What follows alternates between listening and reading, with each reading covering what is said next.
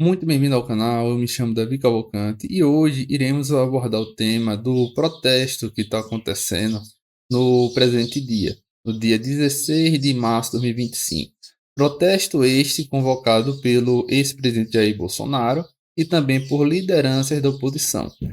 Lideranças essas que têm a tradição de conseguir aglomerar muitas pessoas em manifestação.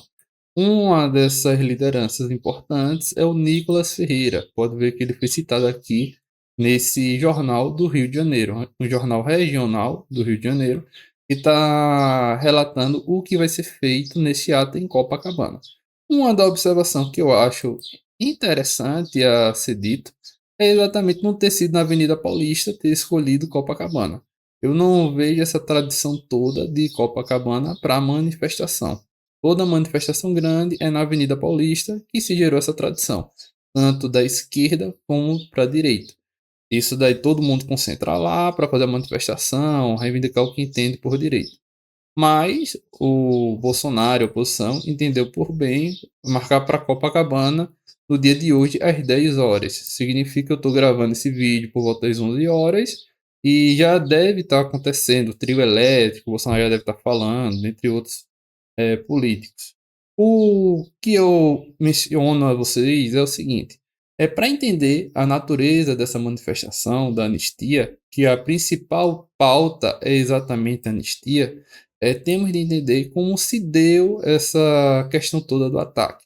Eu vou fazer de uma maneira bem resumida para todo mundo ficar ciente como foi, quem não se lembra, quem está esquecido do que aconteceu. Bolsonaro ele concorreu com Lula no ano 2022 para o cargo de presidente do Brasil. Ele perdeu com uma diferença pequena de votos do geral agregado, inclusive teve momentos que ele ficou à frente e depois Lula começou a reverter nas urnas. E o que aconteceu? Levantaram muita suspeita a respeito da urna eletrônica.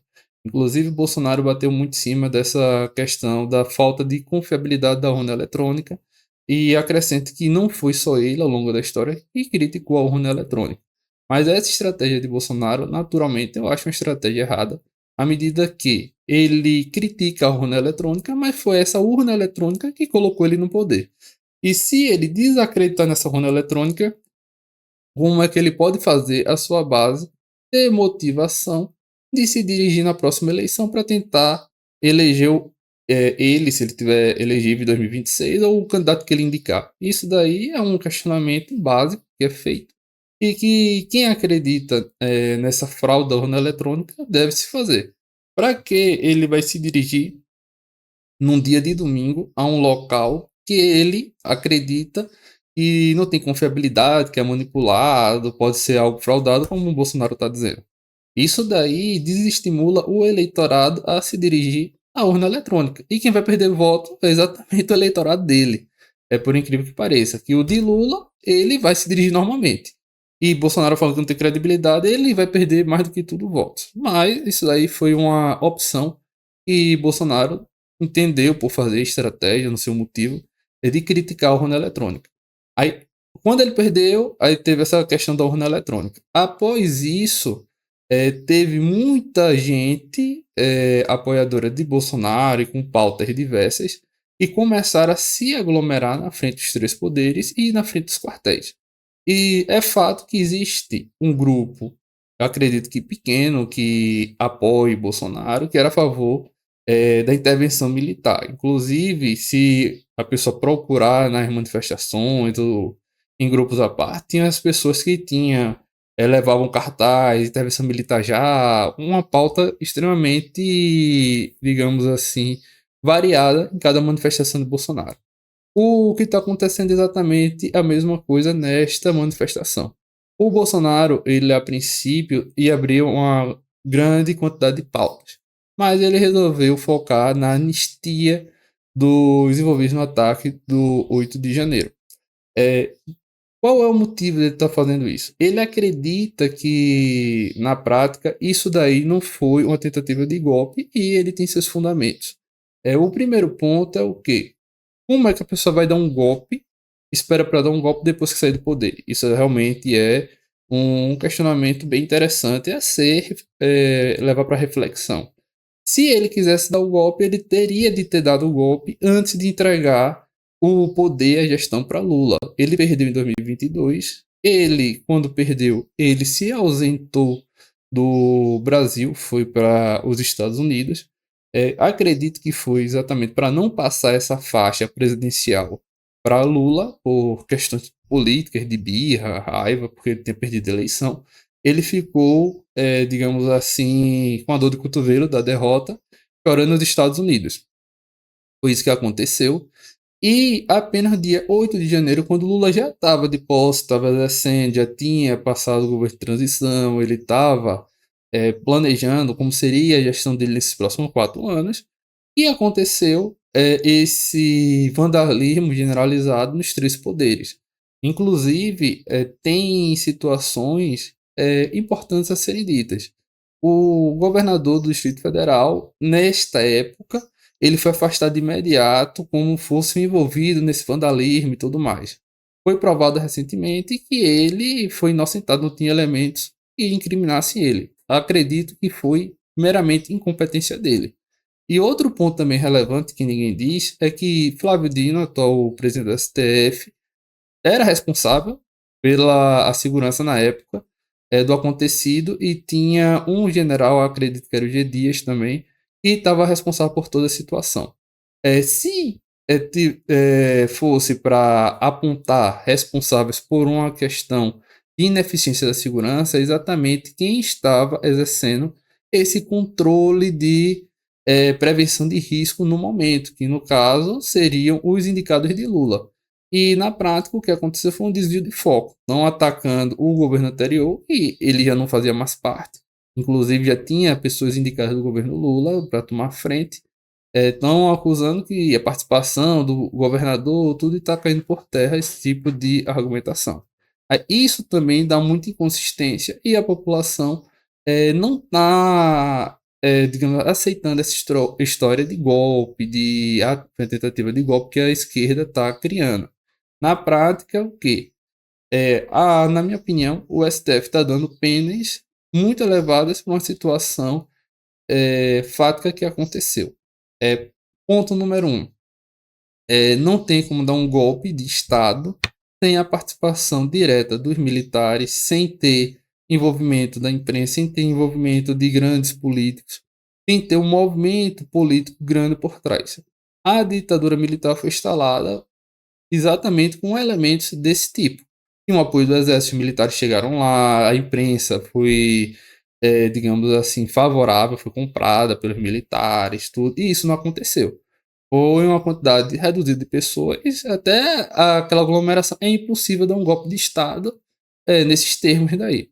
Eu acredito que quem estava pensando em golpe de Estado estava querendo causar um mal-estar para ver se o exército tomava frente. Eu acredito que foi algo nesse sentido. Mas, tecnicamente, para dar um golpe de Estado, precisa de muito mais do que a pessoa tá com Bíblia na mão, tá com um pedaço de madeira ou qualquer outra coisa, bandeira do Brasil, para isso. Inclusive, é o que? Existem relatórios que o responsável pela segurança foi avisado pela BIM, que é a Agência de Inteligência do Brasil. Foi avisado, fulano, isso daí vai dar problema, tá tendo tal coisa nos grupos, fulano, e não tomaram a devida atitude. Deveria estar sendo instaurada uma investigação dessa pessoa responsável que não agiu da maneira correta. Se fosse qualquer pessoa prudente, quando recebesse o relatório da BIM, que é uma agência que tem credibilidade, que é paga para investigar também esse tipo de movimentação, é para falar o quê? Vou reforçar. Vou botar um policiamento ostensivo, vou botar isso, vou botar o exército ali. Eu não quero ter problema com isso. Pode ter manifestação, mas vou fazer esse cerco daí para não causar essa instabilidade. E nada disso aconteceu. E ainda tem filmagens do, acho que é o general G. Dias, coisa assim, um senhor de certa idade, abrindo porta para manifestante, o pessoal tirando foto, um negócio extremamente questionável. Passando dessa observação, o que é que tem de ser dito? Essa manifestação daí está apresentando políticos presidenciáveis para 2026. Um deles que está nessa situação é o Tarcísio de Freitas. eu vou tirar Bolsonaro porque ele está inelegível pelo STF. Desconsiderando se o STF não mudar de ideia. Mas na prática é o quê? Tarcísio, ele é um forte candidato para presidente em 2026. Flávio Bolsonaro também está tendo sondagem para ver se vai ser ou não, esse tipo de coisa. Ele é uma ala do filho de Bolsonaro mais radical. Aí vem Magno Malta, eu não acho que ele é uma pessoa viável. Eduardo Bolsonaro, quem sabe, depois de muito trabalho, possa ser que seja. Mas essa pessoa aqui, o Nicolas, ele conseguiu ter uma repercussão nacional muito grande, principalmente com o vídeo do Pix. Ele não tem idade para concorrer ainda, mas observe que ele está participando de todas as movimentações de Bolsonaro. Eu acredito que a direita escolheu o Nicolas a nível de futuro como possível presidente do Brasil, candidato. E também Nicolas, ele tende a enfrentar a oposição, no caso da esquerda, que nem do PT mas eu acredito também que é um forte candidato da esquerda, é o João Campos. Para quem não conhece, ele é um prefeito de Recife que tem uma grande aprovação e todo mundo gosta muito. Inclusive, quando o Lula teve problema do marketing digital dele, chamou exatamente a equipe de João Campos, que é muito competente nessa questão de marketing. Aí, isso daí eu acredito, assim, 2000 e, cadê? 2028, daqui a umas duas eleições para presidente, possa ser que os dois se enfrentem nas urnas. Isso daí é a tendência. Uma crítica que eu faço é exatamente o quê? Tá participando esse pastor Siler Malafaia. Siler Malafaia, ele não é político, mas ele está utilizando o cargo, a profissão dele de pastor, de uma maneira competente para atrair o público. Ele está atraindo muita igreja para esse tipo de manifestação. A crítica que eu faço é o quê? O pastor Siler Malafaia, ele está misturando a igreja com o Estado. E isso é muito perigoso. Ele tem que decidir se ele é político ou pastor. Ser os dois fica uma situação muito complicada de ser feito, principalmente diante do ofício que ele exerce, que é no caso de ser pastor da igreja. Aí vai a tendência é o quê? Que possa ter problema com Malafaia. Inclusive, ele já teve atritos tanto com Bolsonaro como outros integrantes da direita. Aí isso daí é uma outra questão. Outro ponto importante é o seguinte: essa pauta que está sendo apresentada pela direita no dia de hoje, ela está concentrada na anistia, mas existem manifestações em outros locais que pede fora Lula, pede outras pautas, estão solicitando outras pautas. Isso daí mostra também a direita dividida com relação ao tema. Bolsonaro ele está querendo focar na anistia e no Fora Lula 2026. Eu acredito que ele também não vai ser muito decisivo porque ele tem um processo contra ele na PGR e ele não quer se complicar. Eu não sei qual a estratégia que está sendo feita por ele nessa defesa. Eu vou apresentar aqui o vídeo que foi colocado pela esse Diário do Rio de Janeiro aqui, que mostra a convocação. Apresentando aqui os principais integrantes, Flávio Bolsonaro. Mais do que nunca, precisam de todos nós. Vamos lutar pela liberdade deles. A nossa liberdade precisa ser conquistada por nós. Nicolas Ferreira. A nossa pauta? Inclusive até a Michelle estão cogitando. O que a gente precisa fazer que voltar possa ser candidato. Nós vamos lotar Copacabana todos nas ruas para resgatar o nosso país. Seja uma pessoa viável porque não tem experiência política. Ela nunca exerceu o cargo de deputada, senadora, vereadora. E ir direto para presidente é algo muito complexo de acontecer. E até se ela ganhar, a grande tendência é que ela não faça uma boa gestão, por falta de experiência de fato com um cargo tão importante. Observe que Lula com esse tempo todinho está tendo dificuldade de articulação. Imagina uma pessoa que nunca exerceu um cargo desse. Isso aí, de fato, é algo muito precipitado a se fazer e a se dizer. Sendo assim, eu vou ficando por aqui. Eu peço que todos comentem, compartilhem e também discutam a respeito da manifestação de hoje. Eu vou estar acompanhando a manifestação. Se tiver algo relevante, eu posto a todos vocês para ficarem cientes. Mas, a princípio, a pauta da manifestação de hoje é exatamente essa. Eu não acredito que pela pauta vai enfraquecer o governo Lula. E a anistia ou não vai ter a voto de Lula. Isso daí é apenas uma situação que aconteceu, mas não tira voto direto. Seria prejudicial ao governo Lula se fosse contra a inflação, se fosse contra a crise dos alimentos, algo nesse sentido. Mas apenas a anistia não é suficiente para tirar voto do PT. É uma manifestação política, sim, mas com uma pauta muito de direita e inofensiva, a princípio, à esquerda.